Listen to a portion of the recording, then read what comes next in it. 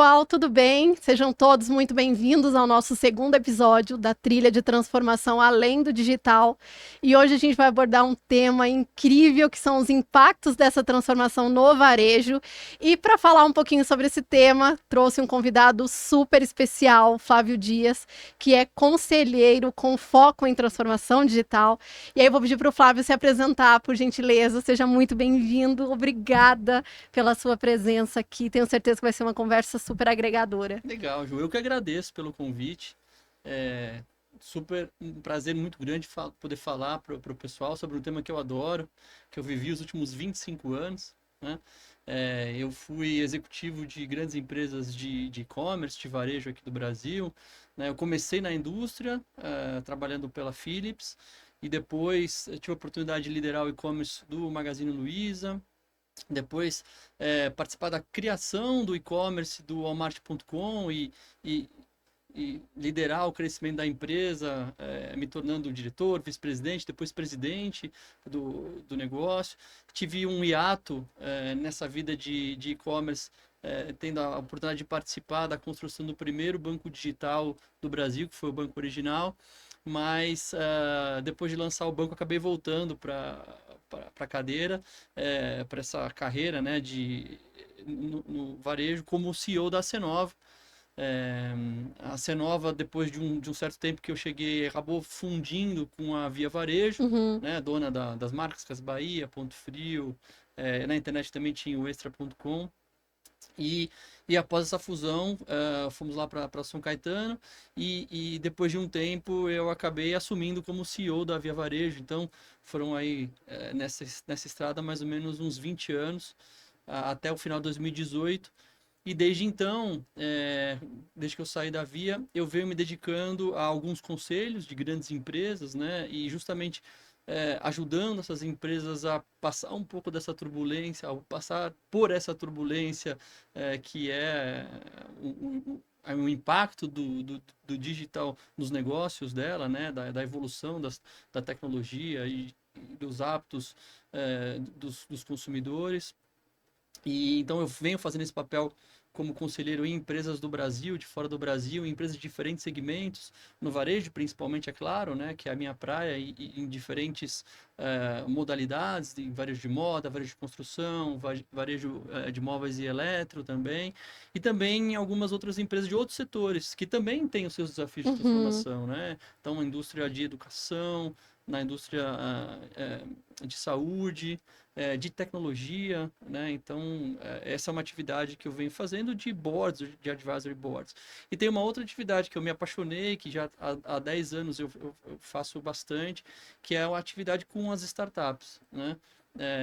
E eu sou um investidor anjo profissional, já fiz tenho mais de 30 empresas no meu portfólio de investimento, todas elas de alguma forma ligadas com essa tese, né, de satelitar ao redor do varejo, do e-commerce, com tecnologias escaláveis, ou em fintech também, que é uma área que, pela questão do banco, até pelo varejo, que está muito imerso nisso. Eu também aprendi, tive experiências boas, então eu costumo ter uma facilidade para observar as boas soluções que surgem, e eu consigo ajudar além do investimento, né? Ajudar com um pouco da minha experiência, dos meus contatos.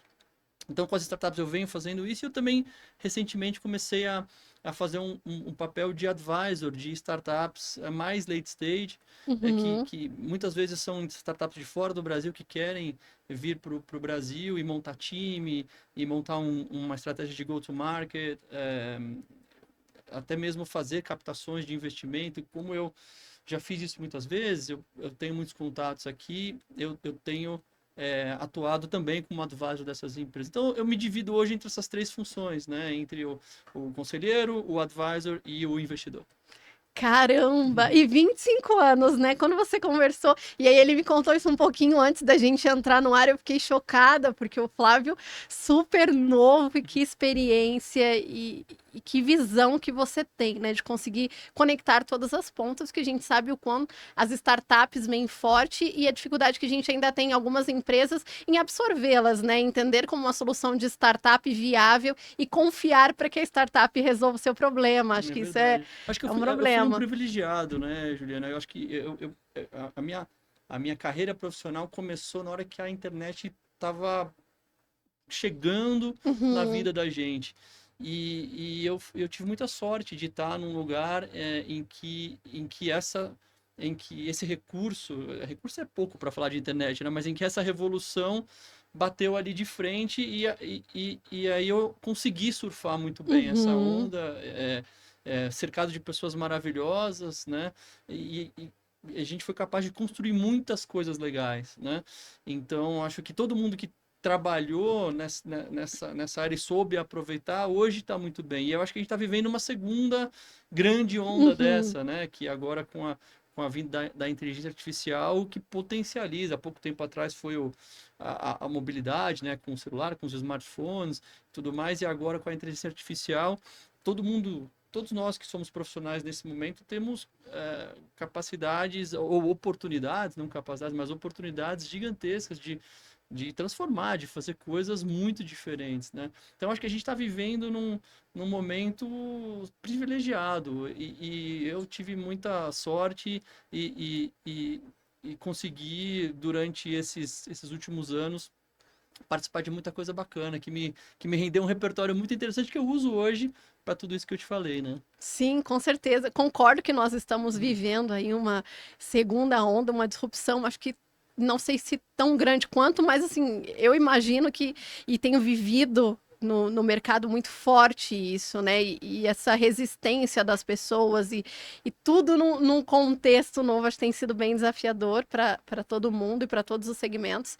Mas queria conversar, entender de você, o que que você entende hoje, assim, como os principais desafios e armadilhas da transformação digital? E aí, sua visão como um todo e visão Uhum. varejo. Legal. Olha, os principais desafios, acho que o desafio começa com coragem, né? Uhum, A empresa, ela precisa ter coragem, ela precisa ter a conscientização de que se ela não mudar, provavelmente ela vai morrer, né? Então, acho que um primeiro desafio é esse. Aí depois o desafio é, puxa, quem vai, já, uma vez que eu tenho consciência e eu tenho coragem, quem vai fazer isso e como eu posso fazer isso da melhor maneira possível, né?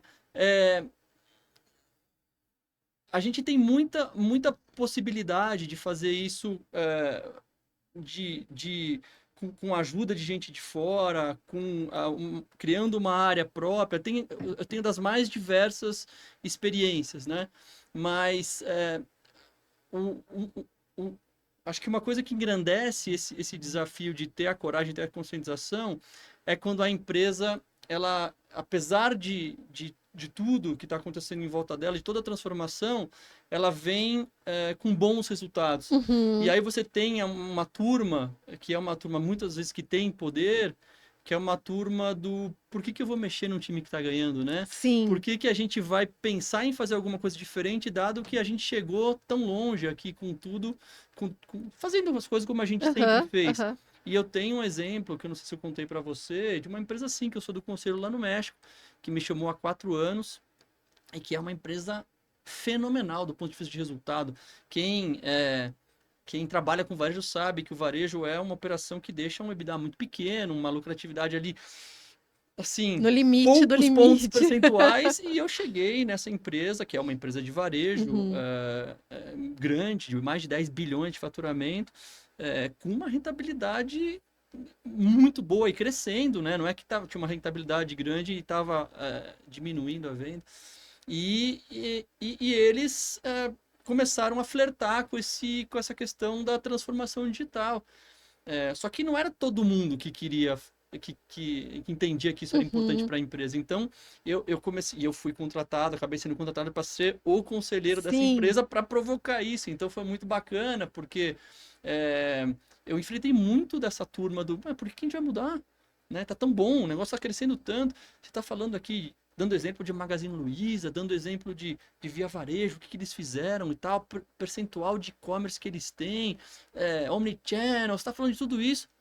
Mas vamos lá, são empresas de capital aberto. Pega o P&L deles, compara com o meu aqui. Nossa, P&L por P&L deles era muito... Mas tudo bem, aí eu tive que explicar para eles. Ó, ok, então vamos pegar o P&L da Nokia em 2006. A Uhum. Nokia em 2006 era a empresa de telecom no mundo, que tinha o melhor P&L, que tinha os melhores engenheiros, a maior rentabilidade, maior crescimento de vendas. A análise que você quiser fazer em 2006, cara, a Nokia era o exemplo de empresa. Em 2010 a empresa quebrou. Por quê? Porque entre 2006 e 2010 inventaram um negócio chamado iPhone, smartphone, e a mesma coisa aconteceu com a BlackBerry. Você pode ver a série da BlackBerry aí, tá aí para todo mundo ver o que aconteceu. Então não é porque a empresa tá super bem que ela não tem que se preocupar com algumas coisas. E o que a gente está falando aqui de transformação digital é, ela é uma realidade, né? Então a gente começou a fazer esse trabalho. Aí no caso deles, a pandemia veio para dar um choque de realidade mais forte, Aham, com assim. Mas acho certeza. que um primeiro grande desafio, que você me perguntou dos desafios, é justamente esse, né? De ter essa conscientização genuína e de ter coragem de dar os próximos passos. E aí acertar a mão no quem e como vai fazer isso, né? E um segundo desafio é que muitas vezes as pessoas, e a gente conversou um pouquinho sobre isso, né, antes, muitas vezes as pessoas tendem a achar que a tecnologia é que vai fazer toda a mudança, né? Que Uhum. basta você investir em tecnologia Sim. que você vai conseguir impulsionar a transformação digital. E a gente, na prática, sabe que a tecnologia é um dos elementos, né? E que o desafio está muito mais nas pessoas do que na tecnologia. E aí eu tenho também uma história, eu sempre gosto de corroborar a teoria com a prática, né? Sim. Uma história de uma das empresas que eu passei, que eu até comentei que foi um banco, né? A gente estava construindo um banco digital. E quando eu cheguei lá, na verdade, já existia um projeto em andamento, existia já um orçamento de como ia fazer e tal, e tinha uma linha desse orçamento que previa a contratação de 700 gerentes no primeiro ano. Aí eu falei, que estranho, né? Um banco digital com 700 gerentes. E eu fui perguntar para as pessoas que Uhum. elaboraram aquilo por quê, né? E eles falaram, não, é porque tem uma norma do Banco Central, a norma 2025, que estabelece que as contas correntes elas só podem ser abertas com base num processo presencial, que o gerente vai até a pessoa e colhe os documentos, colhe a assinatura. Eu falei, tá, e como que isso é um banco digital? Ele falou, não, Flávio, aqui ele não leva papel com ele. Ele leva um tablet e todo esse processo que ele faz com o cliente ali é feito com o tablet. Então ele tira a foto do cliente, o cliente assina no tablet, está tudo digital. Uhum. Mas isso não é digital, Uhum. né? Era isso que eu ia falar. Isso não é Falar, não, digital, você porque só você precisa de substituiu, 700 pessoas. exato. Exato. Então, assim, muitas vezes as pessoas confundem. Então eu estou usando um recurso digital, então eu digitalizei. Não, você não digitalizou nada. Você Uhum. continua precisando de 700 gerentes. É um processo que você vai demorar um tempão para abrir conta. E, obviamente, a gente conseguiu levar o banco para um conceito de... Nós fomos o primeiro banco no Brasil a fazer isso, de montar um app dotado de capacidades de live detection, de biometria facial, de OCR, que é reconhecimento de documentos, tudo isso feito no app, e a gente passou a abrir 3.000, 5.000 contas por dia sem ter nenhum gerente, eu tendo pouquíssimos gerentes para fazer um trabalho que era um outro tipo de valor agregado, né? Isso sim faz parte de um pensamento de uma transformação Uhum. digital. Então, muitas vezes existe essa confusão, né, de que o digital e basta não você ter tecnologia, compra lá um iPad, faz um sistema que tem assinatura que você digitalizou alguma coisa. E eu acho que entre as principais armadilhas que eu destacaria é você entrar nessa achando que é fácil e rápido. Uhum. Cara, não é fácil, nunca Perfeito. vai ser fácil, não é Sim. rápido, nunca vai ser rápido. Mais do que isso, é você achar que tem começo, meio e fim. Não tem começo, meio e fim, né? Tem começo, tem meio, nunca tem fim.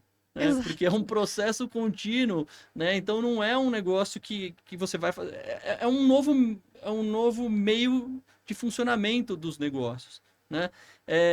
E acho que uma outra armadilha é você também achar que uma pessoa vai dar conta disso, ou uma área. Não, vamos fazer a área de transformação Sim. digital. Essa área vai A dar conta área de disso. inovação. Aí põe uma Ou pessoa. vamos contratar uma consultoria. Mais fácil Aham. ainda, não. A gente continua se fazendo nosso trabalho e vamos contratar uma consultoria. A consultoria vai fazer a transformação Não digital da faz. empresa. Não faz, né? Então, acho que essas são as principais armadilhas e os principais desafios. Dentro disso tem uma infinidade de coisas, mas se eu pudesse condensar, eu condensaria nessas coisas que a gente falou aqui. Não, concordo perfeitamente, assim, e plenamente. Eu não, acho que eu não cheguei a compartilhar com você. Tem um cliente e ele falou para mim: Poxa, Ju, a gente pensou que fez aqui um projeto de transformação digital na automação das notas. Notinha, quando o funcionário vai para viagem, ele tira foto para pedir reembolso. Antes ele fazia manual, mandava para o RH, tudo junto, e agora ele tira a foto e manda digital. Falei, mas mexeu no processo? Não, mas as pessoas usam o aplicativo, nem todo mundo. Então não olhamos para pessoas, desenvolvimento das pessoas, nenhuma análise de maturidade digital para inserir essa solução tecnológica. Não trouxemos as pessoas para discutir qual era o melhor fluxo de aprovação, porque de repente a gente poderia ter implementado vários critérios de alçada em que nem precisariam algumas notas subir, porque é uma perda de tempo, a gente sabe, em muitos segmentos. E não olhamos para o resultado no final, né? O que a gente espera com isso? Não, a gente só trouxe uma solução tecnológica. Então, acho que é uma das armadilhas, concordo com você, de trazer tecnologia para substituir o analógico sem saber qual conexão e qual resultado que ele vai gerar no final. E a parte do modelo de negócio é incrível, assim, porque tem empresas grandes e até conversando com outro executivo, um dia ele falou para mim assim, Ju, a minha maior dificuldade é que como nós somos praticamente um monopólio e o time está super ganhando, trazer uma solução diferente, pensar em movimentar e tirar as pessoas da zona de conforto é ainda mais difícil. O tal do sempre foi assim. Exato, a síndrome de Gabriela, né? Mas o que te trouxe até aqui não significa necessariamente que te levará para o futuro. Então, esse tipo de provocação é fundamental. Eu acho que hoje a gente pode afirmar categoricamente que não vai te levar. Eu não tenho medo nenhum de falar, olha. Exato.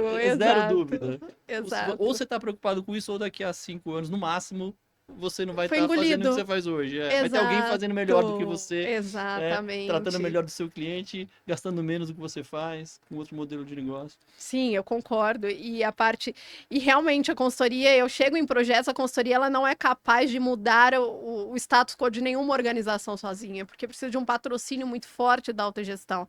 Essa disponibilidade de mudar, o querer mudar é super importante. A gente vai esbarrar com resistência de pessoas, é natural que isso aconteça, mas é por isso também que a gente precisa desse cuidado e trazer a pessoa para o centro. Exatamente. Tudo começa com o buy-in, né? A conscientização e a coragem de forma autêntica da alta administração da empresa, do dono, do presidente, do conselho, dos VPs. Porque se não houver isso, não tem nem começo.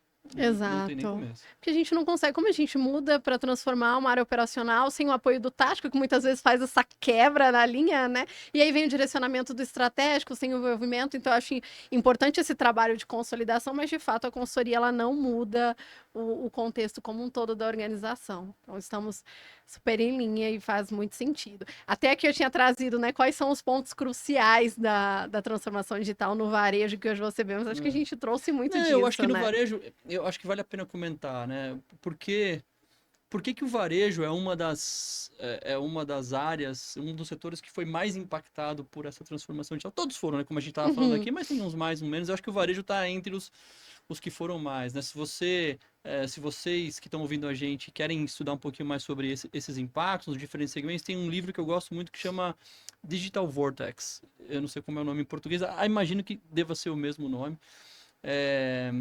Que ele fala sobre isso. O autor desenvolveu uma teoria de que a transformação digital é como se fosse um vórtice, como se fosse um redemoinho, né? E que tem segmentos que estão mais perto do centro desse redemoinho e segmentos que estão mais afastados, né? Então, todos estão sendo impactados, mas alguns deles estão sendo ali naquele... E o varejo, a indústria de mídia, telecom, são alguns que estão nessa... Cara, no maior grau de impacto possível, e no varejo, na minha visão, é muito fácil a gente entender por quê, né? Porque o consumidor, que é quem movimenta o varejo, ele mudou completamente de uns anos para cá e ele segue mudando muito. O que mudou? Mudou como ele precisa das coisas, como ele vai pesquisar sobre as coisas que ele vai comprar. Mudou onde ele compra, mudou como ele paga, Uhum. mudou onde ele recebe, mudou como ele usa, mudou como ele devolve, mudou como ele reclama, né? Então, todas as etapas mudaram drasticamente com a evolução da tecnologia, com a internet, com o smartphone, com as redes sociais. Tudo isso, obviamente, se mudou o consumidor, obviamente quem serve esse consumidor não pode ficar fazendo como sempre fez. Eu não posso abrir uma loja física e esperar Uhum. que o consumidor vá aparecer na minha porta para comprar, né? Porque tem uma porrada de coisa que ele pode fazer diferente disso, e ele está fazendo diferente disso. Mas se não bastasse isso, mudaram também dos meus competidores. Hoje os competidores que eu tenho não são iguais aos que eu tinha há alguns anos atrás. Hoje eu tenho competidor da China, dos Estados Unidos. Hoje eu tenho um competidor que está criando um negócio agora na garagem dele e eu nem sei, né? Então mudou completamente o contexto competitivo também.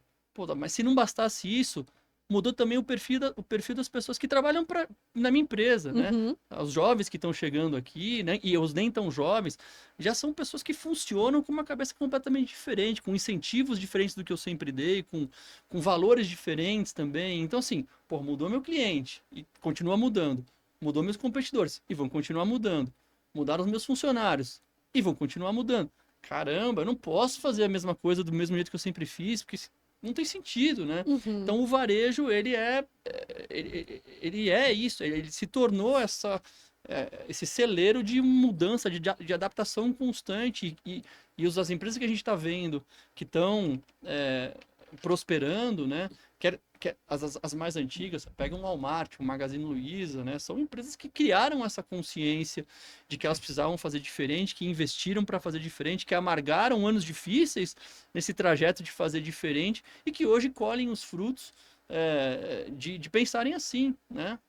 São empresas que fizeram aquisições, que fizeram mudanças enormes de sede, né? O Magazine Luiza saiu de Franca para São Paulo.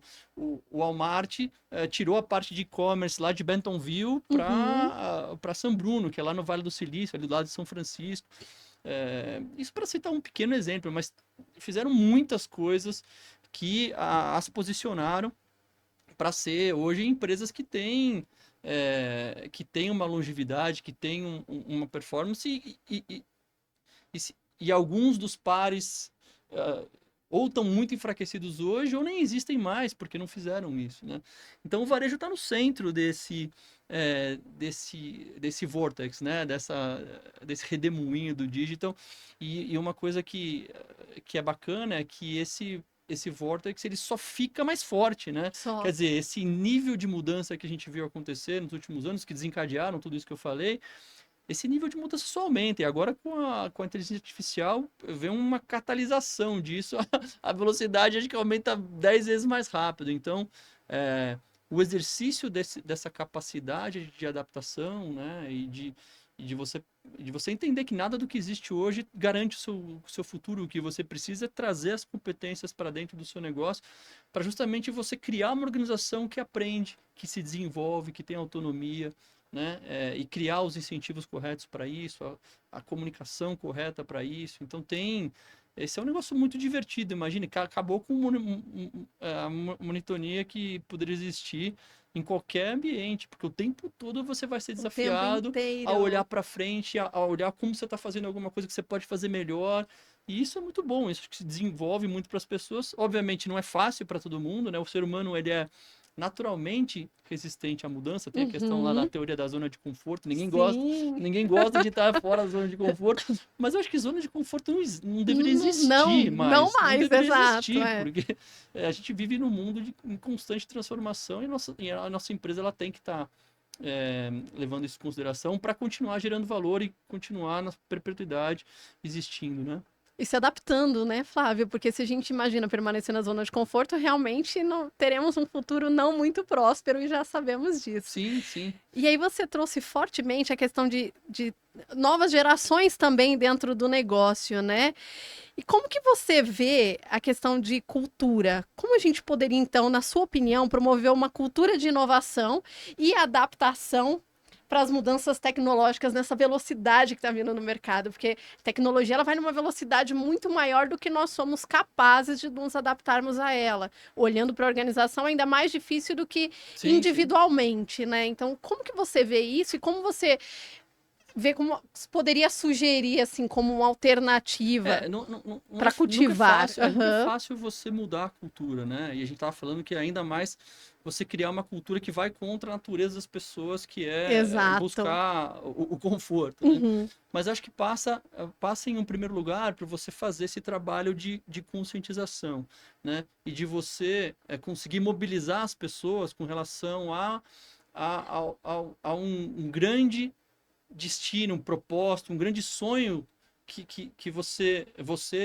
enfim, o conselho, o dono, entendem para aquele negócio no futuro. Faz com que as pessoas, poxa, comprem esse propósito, esse sonho de estar trabalhando numa empresa que vai mudar isso, ou que vai ser desse tamanho, ou que vai. Uhum. E através da articulação dessa visão, você já consegue começar a mostrar para as pessoas, olha, a gente pode chegar nesse lugar aqui. Só que para chegar lá, nós vamos ter que fazer muita coisa diferente do que a gente faz hoje. E aí você constrói junto com as pessoas qual que vai ser o caminho que vai pavimentar essa estrada. E tudo bem que essa estrada ela vai sofrendo Uhum. desvios ao longo do caminho, né? Mas essa articulação dessa visão e dessa pavimentação é algo muito importante.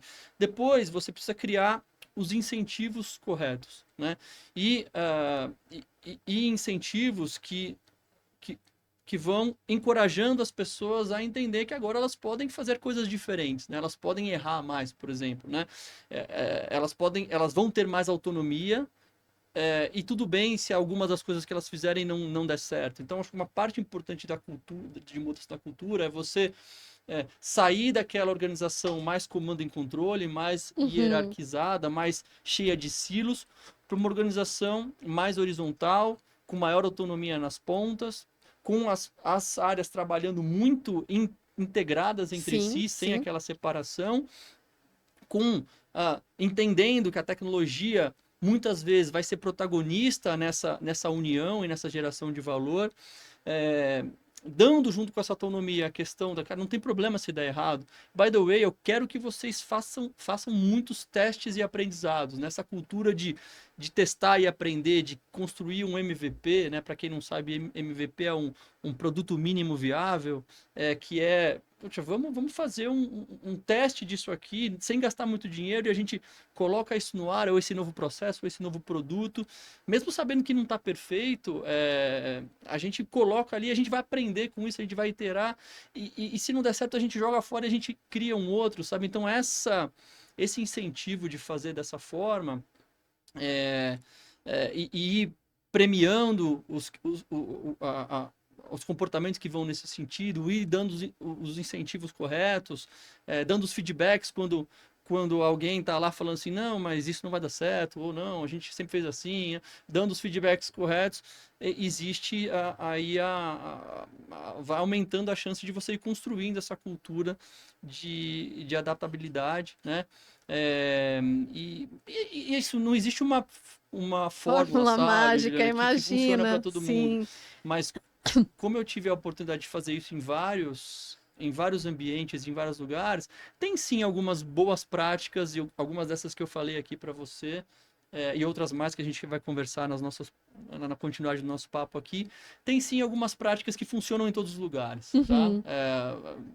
Então, acho que essa questão do aspecto cultural, né, e de incentivar a adaptabilidade, de ir derrubando os silos entre as áreas, de Promover a colocar a melhor tecnologia, comunicação, assim, né? essa questão de comunicação, assim, o tripé ali, né, comunicação, é, capacitação e incentivo, cara.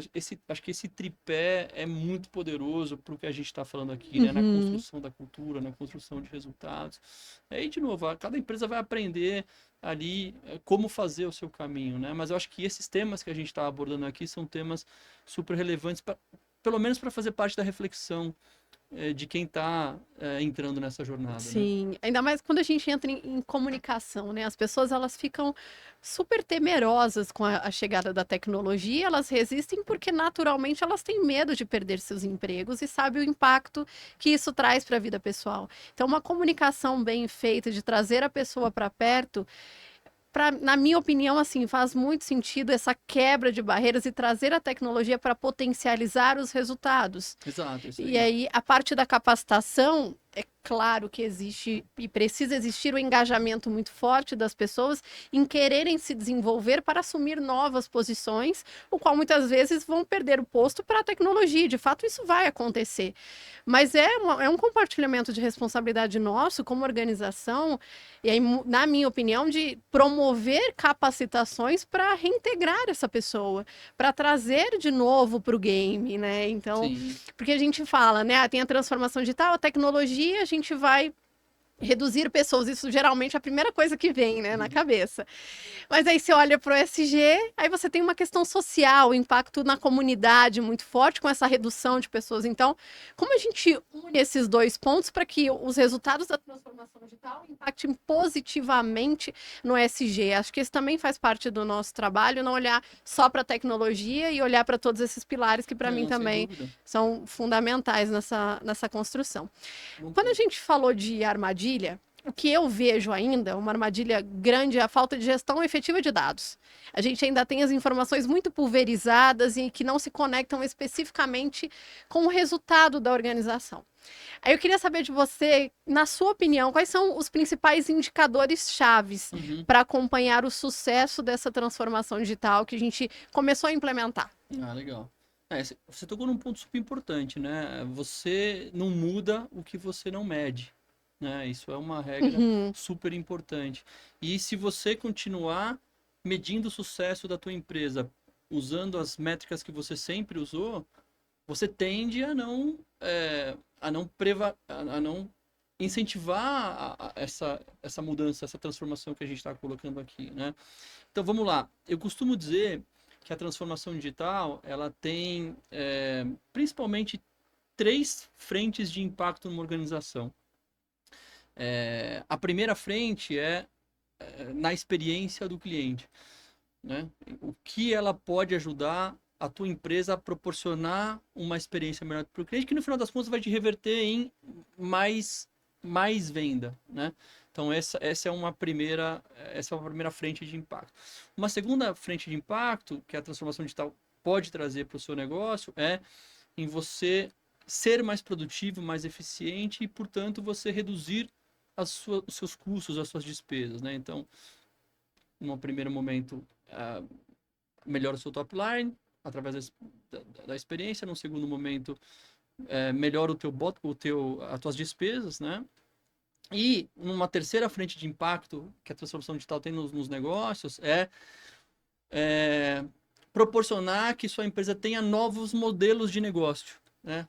Surjam novos modelos de negócio a partir da aplicação de tecnologia, modelos que você não tinha antes, modelos novos de precificação, novos mercados, novos produtos, novos serviços, né?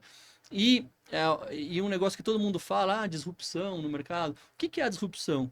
A disrupção ela acontece quando você tem essas três coisas combinadas. Então, quando você cria alguma coisa que melhora a experiência do cliente, que faz com que você reduza o custo de servir e, ao mesmo tempo, vem junto com um novo modelo de negócio. Então, pensa no Airbnb, Uber, qualquer coisa que você pensar desses que explodiram. Sim. Eles fizeram isso, né? Eles revolucionaram. Quem pega Uber hoje tem uma experiência muito melhor do que quem pegava táxi lá atrás. Né? Puxa, custa muito menos para a Uber fazer o transporte dessas pessoas do que custava para um táxi lá atrás. A Uber não tem nenhum carro, né? E é um novo modelo de negócio, funciona ali no app, você paga com cartão de crédito sem precisar pôr a mão na sua carteira enquanto você está no transporte, já tem ali uma gamificação, tem uma série de coisas, avaliação. Então, houve uma combinação desses três fatores e você tem uma disrupção.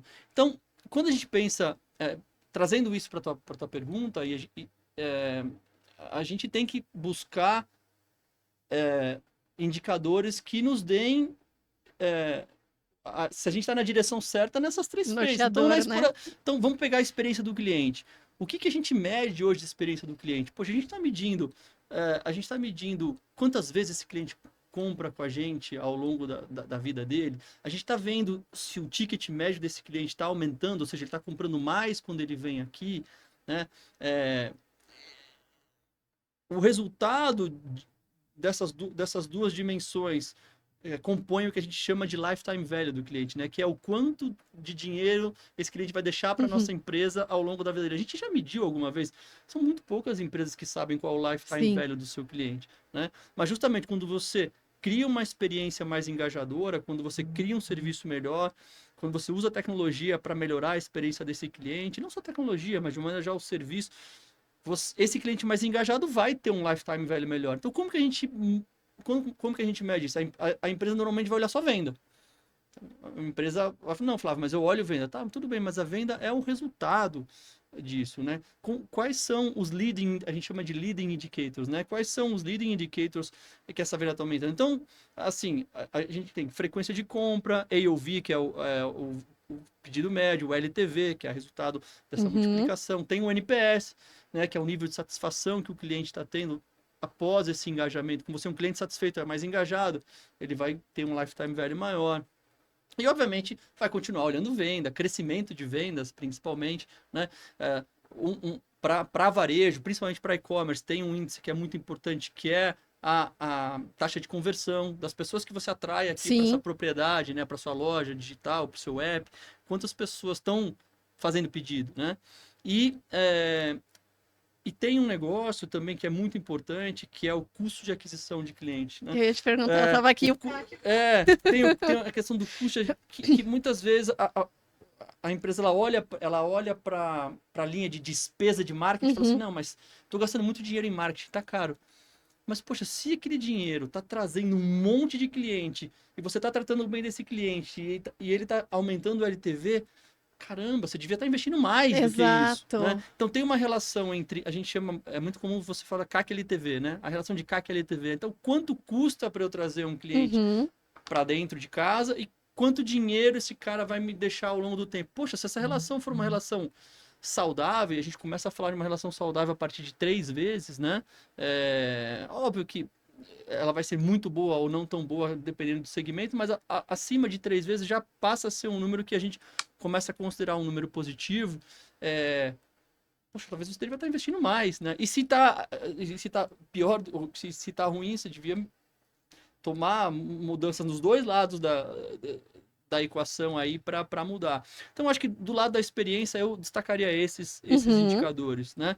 Tem indicadores mais qualitativos, assim, que não são nem tão quantitativos, mas que vão medir um pouquinho o quão ágil eu tô sendo como organização. Porque a questão de adaptabilidade e agilidade são coisas super importantes para você medir se você está, de fato, mudando a tua empresa para ser uma empresa mais antenada aí na questão da transformação digital, né? Então, é muito difícil você ter um indicador de adaptabilidade. Mas talvez de agilidade a gente consiga algumas coisas. O que eu gosto de usar é quantos deploys a gente está fazendo no nosso sistema, aqui no nosso site, no nosso app, né? Porque se você faz muito teste, muita mudança, muita coisa, você tem que fazer vários deploys para fazer esses testes. Então, o número de deploys totais e simultâneos é um indicador que eu gosto de olhar. Quantos testes a gente está fazendo? Quantos testes a gente fez esse mês? Pô, a gente fez vários experimentos. O número de testes que a gente faz, né, também é um número interessante, que é uma empresa que faz muito teste, é uma empresa que está preocupada em mudar, em se adaptar, né? Então, acho que esses são índices interessantes também. E aí, quando a gente vai para despesa, tem a questão, obviamente, quanto eu estou gastando com as coisas, mas muito mais do que quanto eu estou gastando, a exemplo do que a gente falou no marketing qual a produtividade que eu estou tendo o incremento de receita, né? Desse investimento, ou dessa despesa que eu estou fazendo, né? Qual que é o reflexo no EBITDA disso? Então, procurar olhar para criar alguns índices de eficiência, índices de produtividade, né? Coisas que tentem, ao invés de olhar só para o número absoluto, tentem criar índices, né? Puxa, como que está evoluindo? Meu custo de folha está muito alto. puxa, como é que está evoluindo o revenue por headcount? Poxa, o revenue por headcount está aumentando. Poxa, então tem algumas maneiras diferentes de você olhar para a despesa, e acho que índices de produtividade são bons índices para se ter. E novos modelos de negócio, poxa, aí você tem que criar um jeito de ter uma métrica, quanto da minha receita, do meu negócio total está vindo de coisas que eu criei recentemente, né? A 3M é super conhecida por isso, né? De ter aquela, olha, não, a gente tem um guidance aqui do que, eu não lembro que número, acho que era 30% da nossa venda de um determinado ano tem que vir de coisas que foram lançadas há menos de X tempo, né? Então, quanto que você está preocupado com que esses novos projetos, novos serviços, novos modelos de negócio, como que você coloca isso na preocupação de todo mundo de que isso seja algo constante e relevante para a tua empresa? É você medindo o quanto que isso está revertendo para o negócio e botando uma meta ali para todo mundo o tempo inteiro estar criando coisa nova. Então são coisas mais ou menos nessa linha, que fogem do, não, a gente mede venda, custo e prestação. A gente olha só para essas três coisas aqui. Óbvio, eu estou exagerando o exemplo, mas se você começa a dar mais importância para esses leading indicators, né, para algumas dessas métricas que a gente comentou aqui, invariavelmente você vai, e obviamente cria os incentivos ao redor delas. Não adianta nada você só fazer relatório, né? Você tem que fazer relatório, criar os rituais e criar os incentivos para as pessoas. Quais são as ações, né? Irem moldando o comportamento delas para buscar mover essas agulhas, né? Não, perfeito. E aí, como é difícil essa mudança no comportamento, né? Aí a gente vai para a questão da liderança.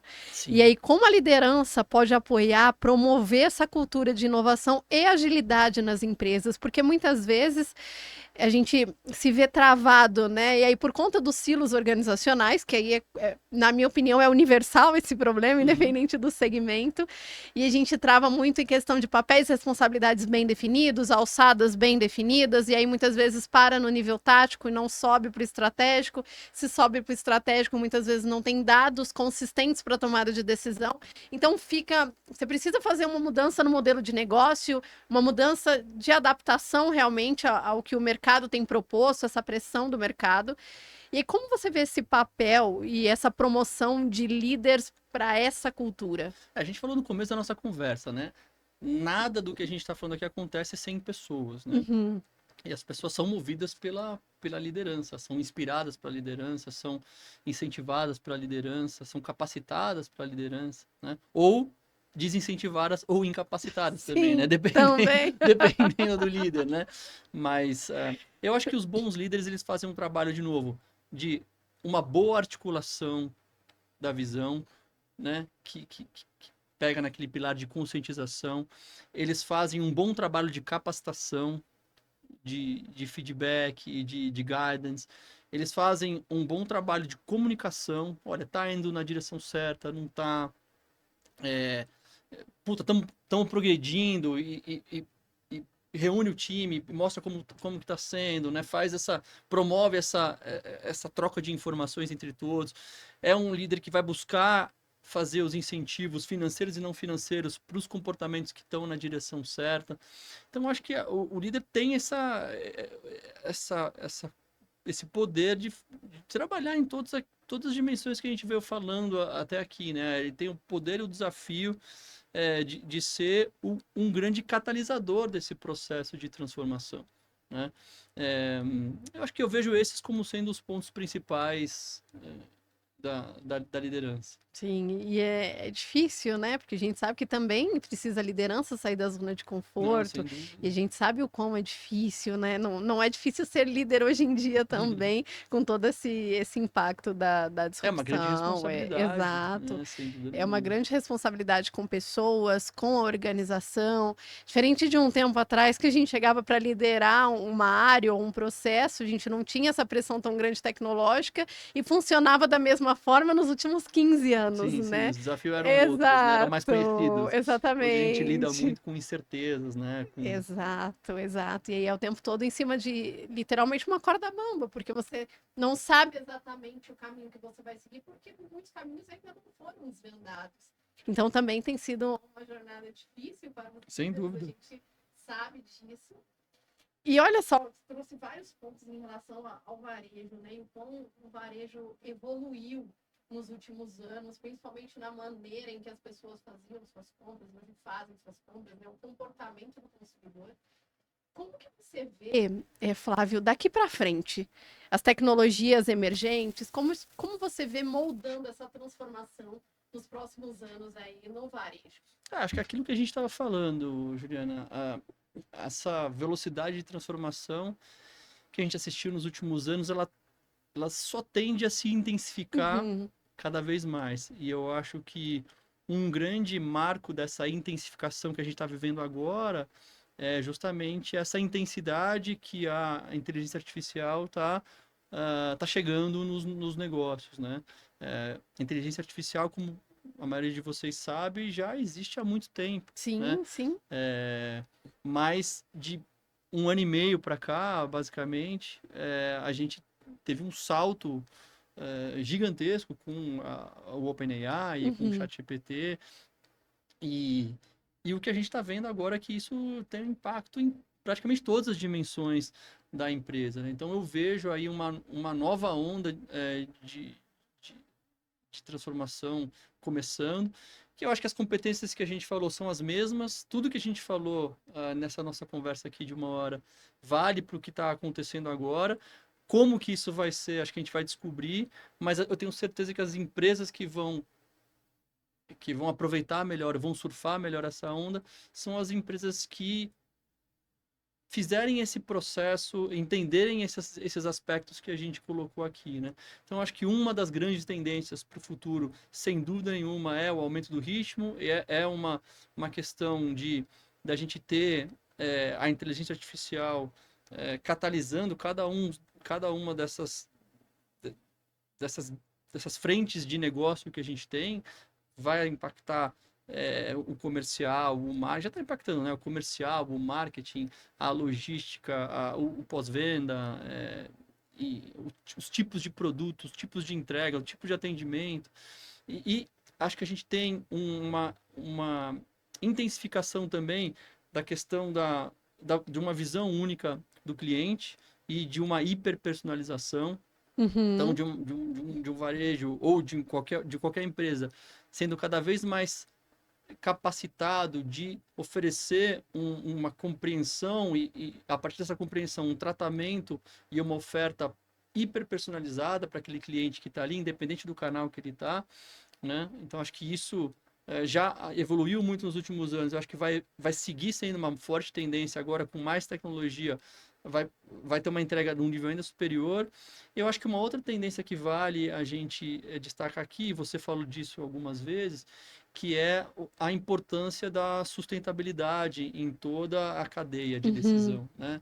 Então, do ESG de uma maneira geral, como isso vai passar a nortear tanto a geração de valor do lado das empresas quanto o comportamento do cliente. Perfeito.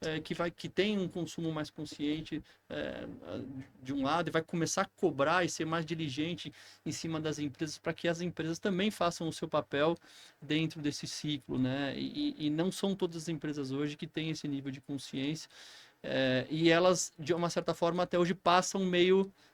Ainda conseguem passar um pouco desapercebidas e, enfim, tendo um bom produto, um bom serviço, ok, eu vou continuar comprando, mas daqui a pouco isso não é mais good enough, né? Não é mais, porque agora vem uma onda de clientes muito mais conscientes que estão ganhando poder econômico e que não vão deixar passar isso, de jeito nenhum, né? Então, se não for por regulamentação, quem não tem cuidado com isso vai sofrer da ponta de consumo. Né? Acho que essas são as principais grandes tendências. E agora, quando você cria uma organização que tem esse pensamento de adaptação, que tem esse pensamento de agilidade, que se capacitou para isso, ela naturalmente vai encontrar esses caminhos, entendeu? Porque ela aprende muito rápido.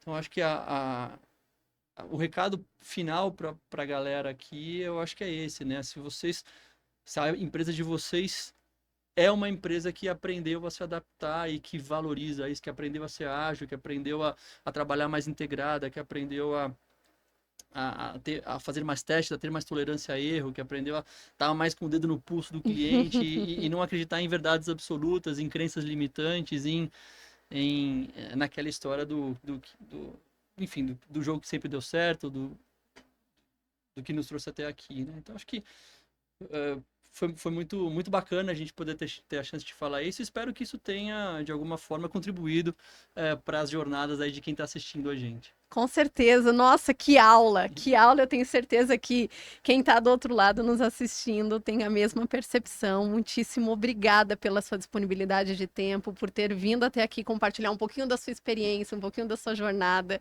Acho que todos nós sairemos muito melhores depois dessa conversa. Acho que é um aprendizado contínuo. Então, muito, muito obrigada mesmo. Eu que agradeço.